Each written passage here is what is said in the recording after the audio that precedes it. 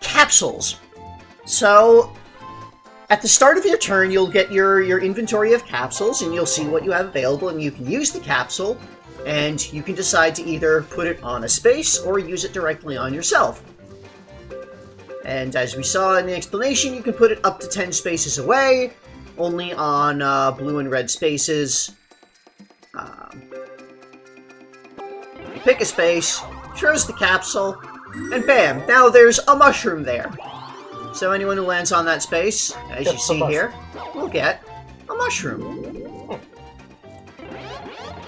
And it applies the little mushroom onto their portrait icon. And then on the following turn, that mushroom will go into effect. They'll get 2 dice block instead of 1, and add them together. And then if you want to use the mushroom directly and get it on that turn, immediately, it costs you 5 coins to use it. But then you have the mushroom immediately. You don't have it on a space where anybody could potentially land on it. But then you only get it once, instead of potentially an infinite number of times, which is not going to happen because this game is random. And as we've had previously, when you have the mushroom effect, if you roll doubles on your dice, then you get 10 coins for free.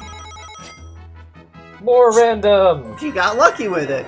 And, naturally, double 7s is even luckier. 7 is the luckiest number. So that gives you 30 coins. Sure. You know, 7 is a lucky number because the sum of 2 die is most likely to be 7 or 11. No.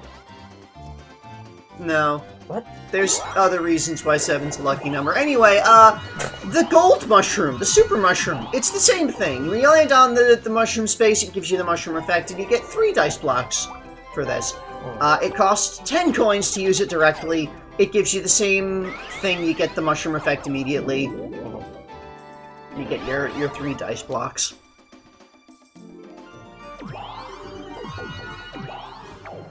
If you roll triples, that is also a bonus. Wario getting evil. So you roll triples there, that's worth 30 coins. It's almost worth using the mushroom on yourself. And naturally, triple 7s is the most lucky. Sure. It's like you won a slot machine. And that gets you 50 coins. Jeez. In the 1 in 1,000 chance that you roll triple 7s. The cursed mushroom is, it gives you a slow block effect. That's, we've seen the cursed mushroom before. It reduces the maximum you can get on your next dice to 5.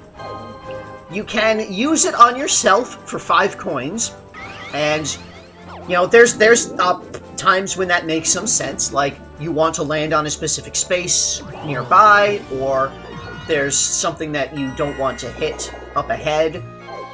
And as you can see here, if you use a mushroom, it overrides any existing mushroom that you have on you. So if you land on a cursed mushroom space, and then the next turn before you roll that cursed die, you could use a regular mushroom and replace it. The pipe capsule.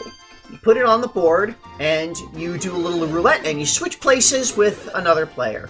So it's the same as the pipe item we've seen previously. You can use it on yourself directly for 10 coins. And you still have to do the roulette to switch places. And the roulette does have a skill element to it. You can get the timing to choose where you want to go. Who you want to swap with there. Now, you'll notice that the icons for the spaces don't show exactly what there is.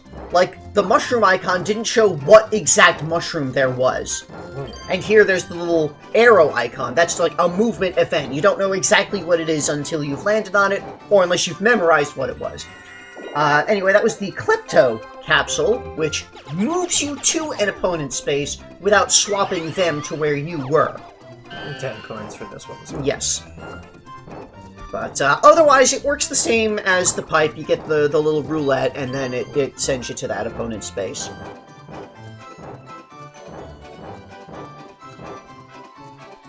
And, you know, if you use it directly, then you still get to roll your die after moving or swapping.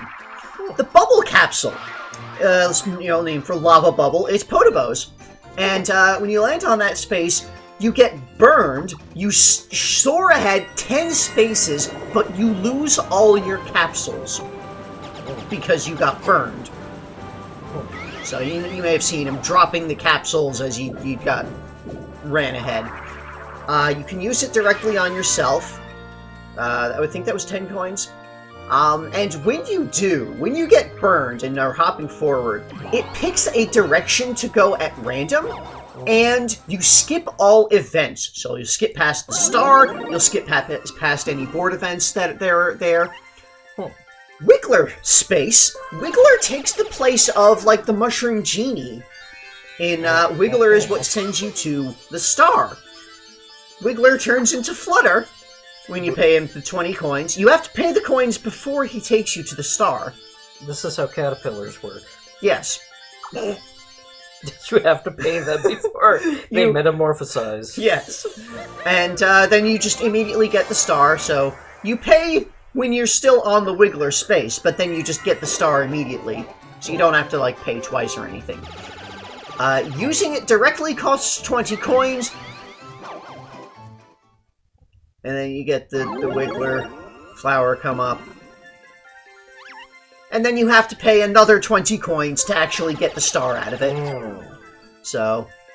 significantly, worse investment. You know, it's more expensive, but again, if you're placing it on the board, that means anybody could land on that space, and it effectively creates a second star space that people can aim for permanently.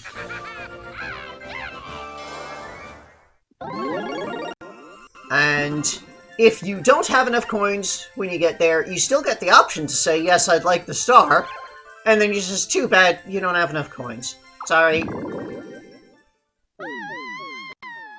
And they scream as the flower goes down. And of course, you can just say no. Again, why? In this case, maybe you don't want to get moved to that space for some reason. I guess.